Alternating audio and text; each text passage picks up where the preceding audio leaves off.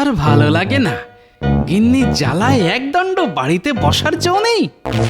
ও গোপাল দাদু, কোথায় চললে? বাজারে যাচ্ছি রে। বাজার করে তুমিও পুকুরে স্নান করতে চলে এসো গোপাল দাদু। আরে ধুর, পুকুরের জলে ঘন্টার পর ঘন্টা নাচন কদন করার বয়স কি আর আমার আছে রে? তার চেয়ে বরং তোরাই স্নান কর, আমি চলি।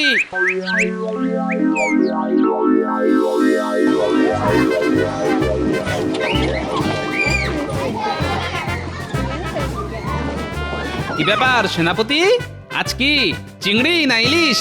আরে দূর দূর, দুটোর একটাও নয়। তাহলে বেগুন দিয়ে পাতলা করে শিঙি মাছের ঝোল। আর বলো না গোপাল, সকাল থেকে পেটটা ঠিক নেই ভায়া। পেটের আর কি দোষ বলো সেনাপতি, সবই হলো হজম শক্তির জোর। হ্যাঁ, ঠিক বলেছো গোপাল, যা খাচ্ছি কিছুতেই হজম হচ্ছে না। কি করা যায় বলো তো? এই দেখো সেনাপতি, ভুল করে মুরগির ডিম খেয়ে ফেলো না জানো। কেন কেন? ওমা, তুমি তো একটু আগে বললে না তুমি যাই খাচ্ছ তাই হজম হচ্ছে না। মুরগির ডিম খেয়ে নিলে সেটা যদি হজম না হয় তাহলে কি হবে? কি হবে? কি আবার হবে? আরে পিঠের মধ্যে মুরগির ছানারা লাফালাফি করবে। নয় সত্যি গোপাল, তোমার মাথায় কত বুদ্ধি। বাবারি বাবা, এই দুষ্টু, এত হাসির কি হলো শুনি? এই যে সভাকবি, তা তুমি আজ কি কিনতে বাজারে এলে আগে সেটা শুনি। আমি কিনবো মাছ, টাটকা যেন হয়, কিন্তু টাটকা মাছ কি আদৌ পাবো তাই করছে ভয়। পাবেন পাবেন, আজই পুটির বাবার পুকুর থেকে জাল টেনে অনেক টাটকা মাছ পেয়েছি। এই দেখুন, পছন্দ করে একটা নিয়ে যান। তাই বুঝি? আর তাহলে আমাকেও একটা মাছ দাও দেখি, পুটির বাবার পুকুরের টাটকা মাছ। অত চিন্তা করে কি হবে? সমস্যা যখন একটা এসেছে তখন তাকে ঠান্ডা মাথায় মিটিয়ে ফেলে কেমন হয়? ভালোই হয়, কিন্তু ঠান্ডা মাথায় মিটিয়ে ফেলতে গেলে তো অনেক মোহর দরকার, না হলে একে একে আমার জমি পুকুর সব যে বিক্রি হয়ে যাবে। আমি বলি কি, তুমি একবার মহারাজের কাছে যাও। জমি পুকুর বিক্রি করার বদলে যদি বন্ধক রেখে কিছু মোহর পাওয়া যায় তাহলে মন্দ হয় না। ঠিক বলেছ, পরে জমিতে ভালো ফসল আর পুকুরে ভালো মাছ হলে মহারাজের কাছ থেকে বন্ধক দেওয়া জমি আর পুকুর আমি মোহরের বদলে ছাড়িয়ে আনবো। হ্যাঁ হ্যাঁ হ্যাঁ, বাবা বাবা বাবা, দারুণ বুদ্ধি দিয়েছো তো গিন্নি। এবার দেখলে তো বিপদের সময় মাথা ঠান্ডা রাখাটা কতটা দরকার। যাও, আর দেরি করো না, তুমি এক্ষুনি মহারাজের কাছে যাও। হ্যাঁ, এক্ষুনি এক্ষুনি যাচ্ছি, এক্ষুনি যাচ্ছি।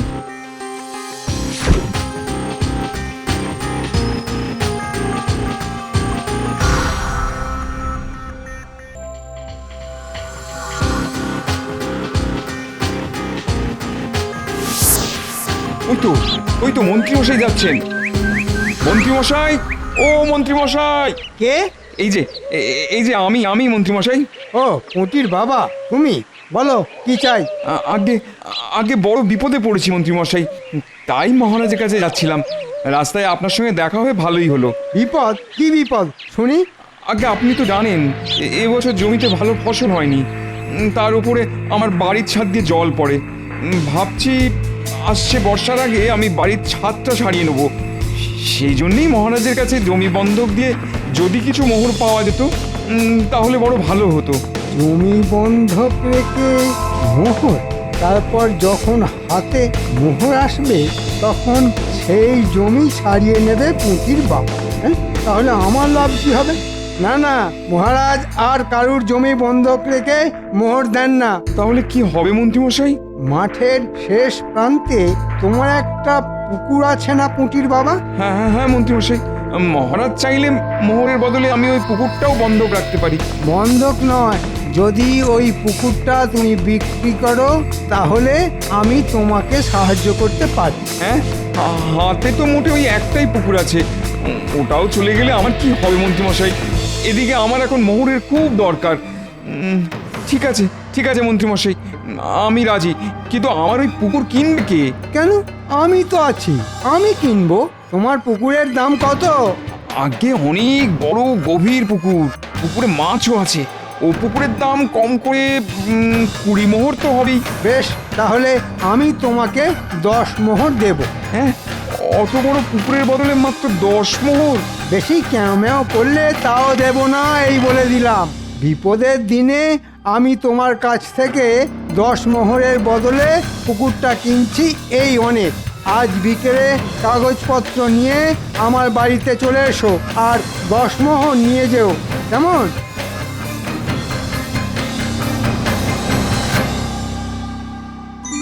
ও সকাল সকাল দারুণ দাম মেরেছি। 20 মোহরের পুকুর 10 মোহরে কিনেছি।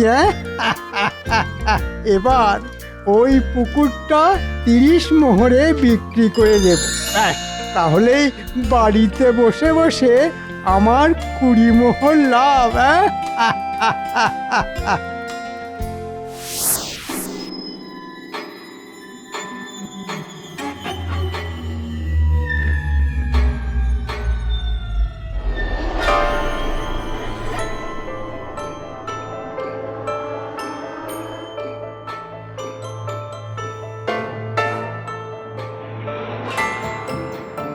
এসব পুঁটির বাবা, সঙ্গে করে কাগজপত্র এনেছো তো?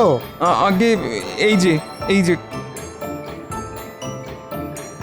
ব্যাস, আজ থেকে ওই পুকুরটা আমার।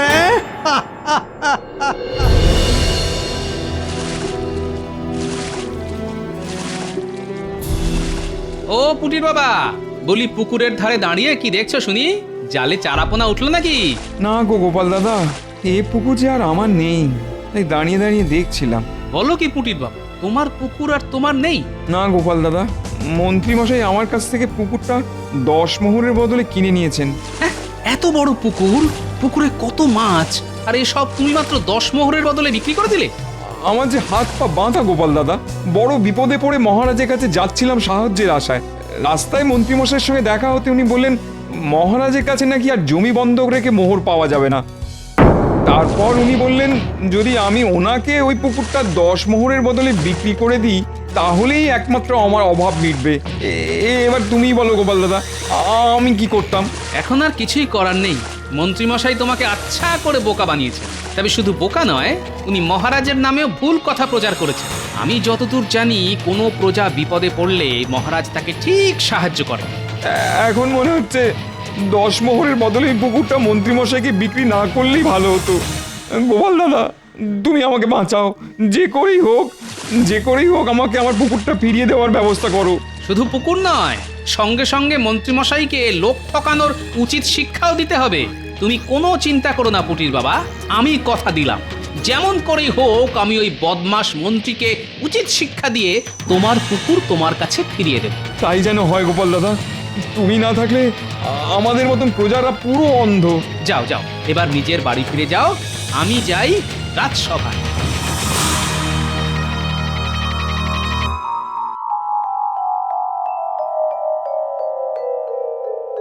ওই দেখুন মহারাজ, গোপাল রাজসভায় এসেছে।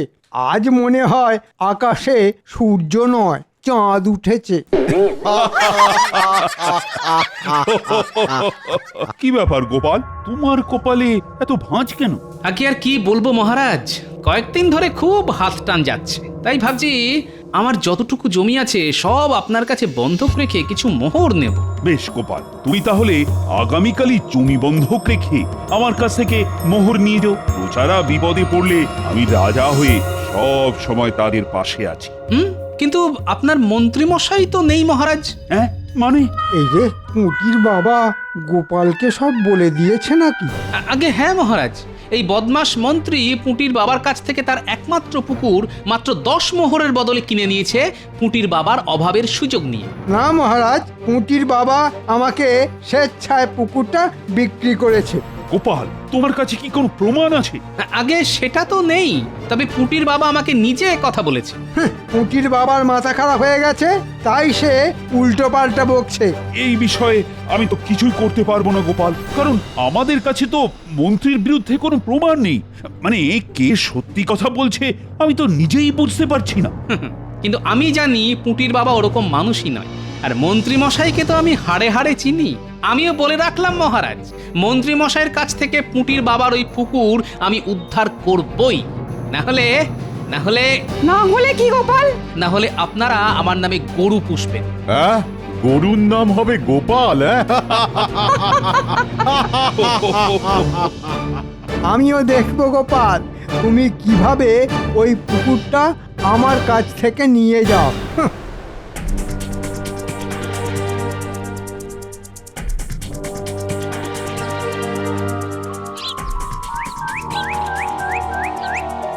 ওই দেখ গোপাল দাদু আসছে। সবাই লুকিয়ে পড়, আজ দাদুকে না ভয় পাইয়ে দিতে হবে। হ্যাঁ হ্যাঁ, সবাই লুকিয়ে পড়।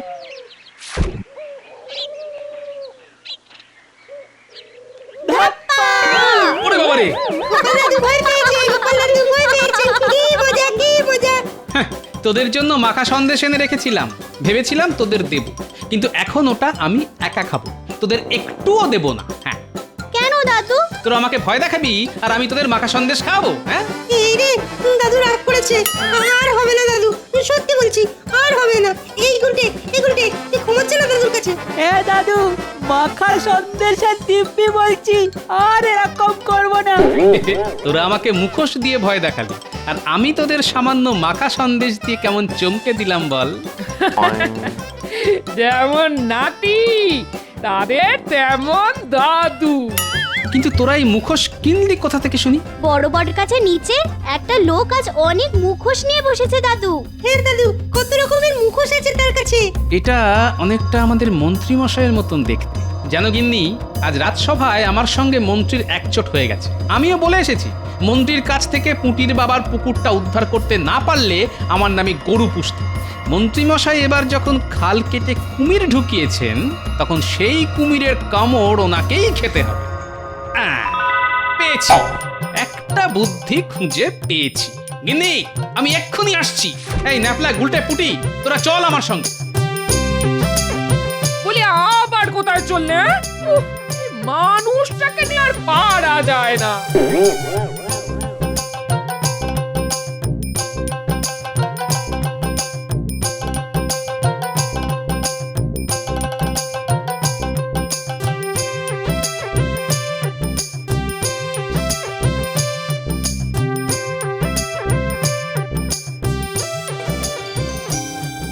বটা ঘটা তোরা একটু চোখ কান খোলা রাখিস। আগে কেন মন্ত্রী মশাই?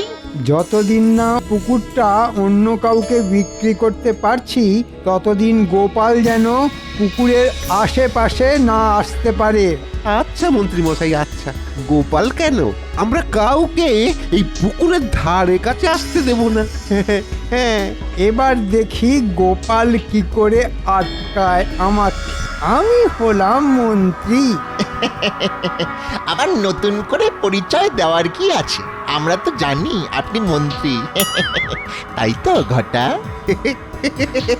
চুপ অপদার্থের দল, চুপচাপ নিজের কাজ কর। আমি চললাম।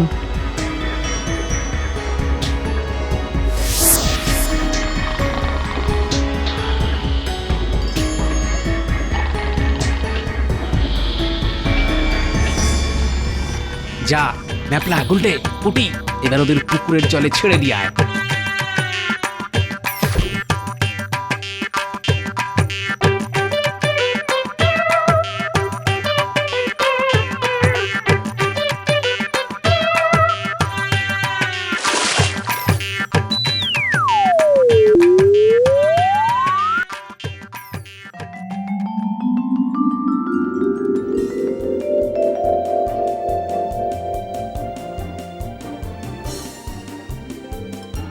বলেন কি মন্ত্রী মশাই, বিশাল বড় পুকুর? ঠিক শুনেছেন, তার উপরে গভীর করে কাটা, আর পুকুরে মাছও আছে। বাহ বাহ বাহ, তা কত দাম রেখেছেন শুনি? আপনার জন্য মাত্র 30 মোহর। অন্য কেউ হলে 40 মোহরের নিচে ছাড়তামই না। 30 মোহর? ওই দেখুন, এই পুকুর 30 মোহরে পাচ্ছেন, এই না কত? তা ঠিকই বলেছেন। বেশ বেশ বেশ বেশ, আমি রাজি। ওই দেখুন মন্ত্রী মশাই, পুকুরে মাছ লাফাচ্ছে। দেখেছেন তো, পুকুরে মাছ একদম ভর্তি।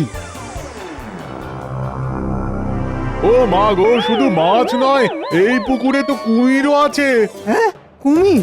এই পুকুরে কুমির কোথা থেকে এলো? হ্যাঁ, ওরে বাবা রে, এ তো সত্যি সত্যি কুমির।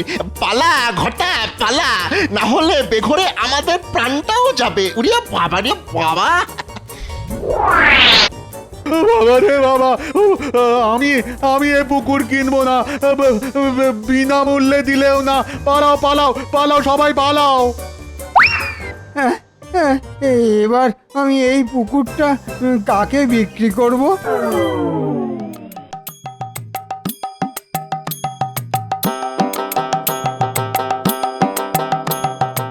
নাও পুটির বাবা, এবার এগুলো পড়ে নাও।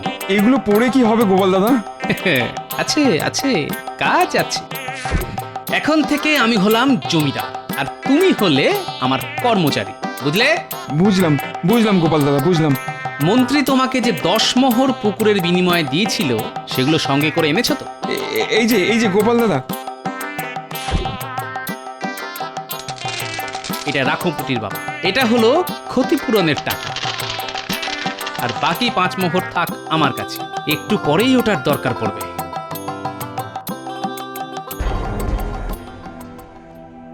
বলো কি মন্ত্রী, পুকুরে কুমির? আজ্ঞে, আজ্ঞে, আমি নিজের চোখে দেখেছি মহারাজ। পুঁটির বাবা আমাকে আচ্ছা করে বোকা বানিয়ে ওই পুকুরটা বিক্রি করেছে। কিন্তু ওই পুকুরে কুমির এলো কোথা থেকে সেটাই তো মাথায় ঢুকছে না মহারাজ।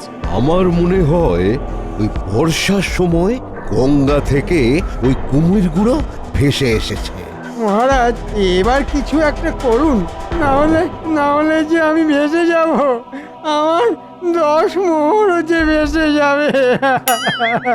আহ মন্ত্রী, আমি দেখছি কি করা যায়।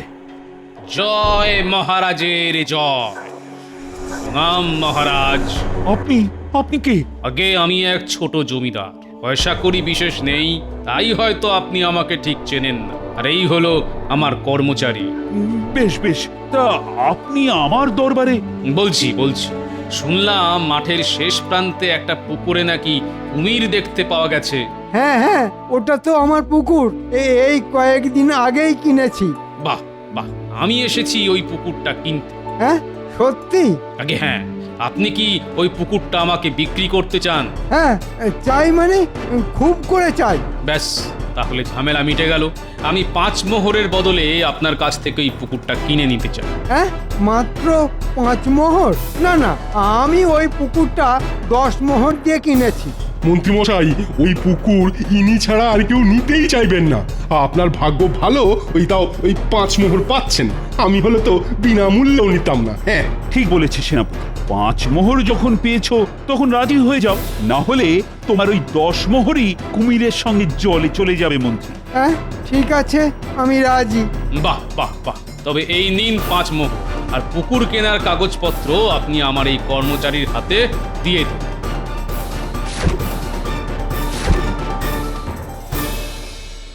কিন্তু আপনি ওই পুকুরটা কিনে কি করবেন শুনি? আপনি তো জানেন ওই পুকুরে কুমির আছে।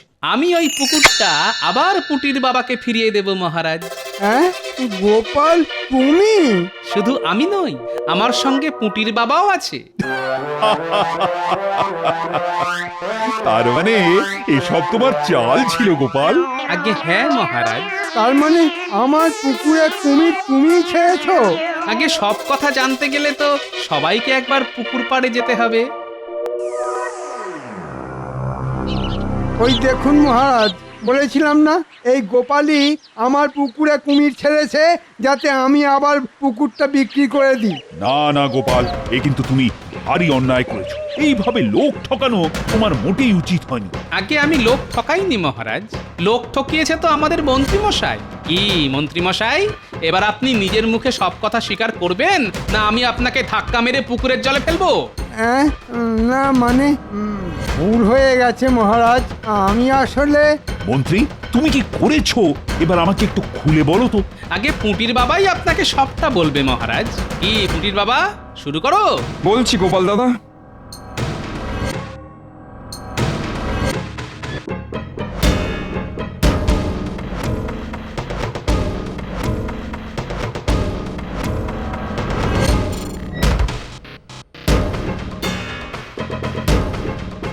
তাই আমি বাধ্য হই মন্ত্রীমশাইকে পুকুরটা বিক্রি করে দিয়েছিলাম মহারাজ। এই মন্ত্রী, তুমি এই সব করেছো? মহারাজ, মন্ত্রী মশাইকে এক্ষুনি পুকুরের জলে চ্যাংদোলা করে ছুঁড়ে ফেলে দিন। না না না না না, জলে যে কুমির আছে, আরে ওরা মন্ত্রীকে যে আস্ত রাখবে না।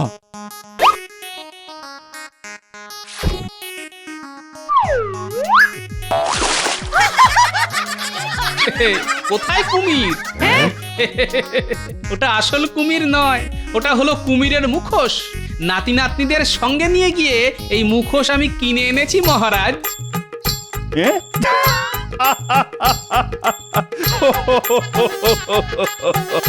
সাবাস সাবাস গোপাল, এই না হলে গোপাল ভাঁড়ের বুদ্ধি।